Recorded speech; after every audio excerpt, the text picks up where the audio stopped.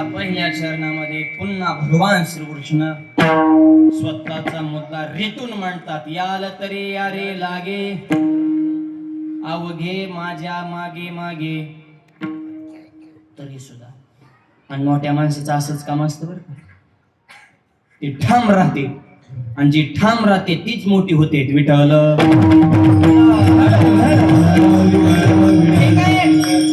गोपाळानं तुमचं म्हणणं मी ऐकून घेतलं. पेंड्या तुझं म्हणणं संपलं का? तुझी पत्रकार परिषद झाली का? म्हणले हो माझी झाली, माझी सकाळी सकाळीच असते म्हणले.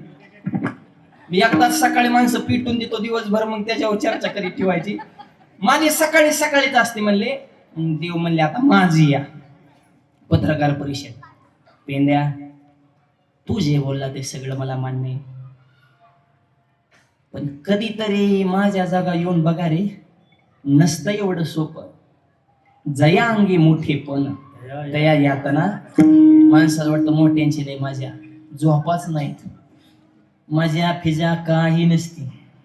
रस्त्यावरनं माणूस इमानात बघतो. इमान आता इथनं चालले ते 2-2 मिनिटाला रस्त्यावर उभा राहून आपण विमान बघतो, म्हणजे इमानात बसले ती वरून खालचे रस्ते बघतात. म्हणजे असंच आहे, मोठे छोटे कुणीच ना, सगळे समानच. विठाला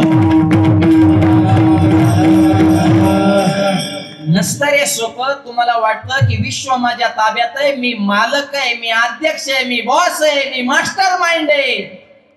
डोक्यातनं काढून टाका. पाण्यातला मासा झोप घेतो पैसा, जावे त्याच्या वंशा तेव्हा कळे. एवढं सोपं नाही. घर चालवायचं सोपं नाही राजा, मला जग चालवायचंय. तुमचं म्हणणं मला मान्य आहे, पण माझं म्हणणं तर ऐका. बोला. पेंद्या मी मारुतीला काही दिलं नाही, लक्ष्मणाला काही दिलं नाही, सीतेला काही दिलं नाही, याचं मला वाईट वाटतं, हे मला मान्य आहे. पण यांना मी का दिलं नाही याचा कधी विचार केला का? आणि का दिलं नाही?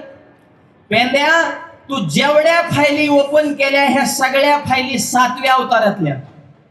ज्या वेळेस मी राम होतो त्यावेळेस होतो जुनं सगळं उकरून काढलं.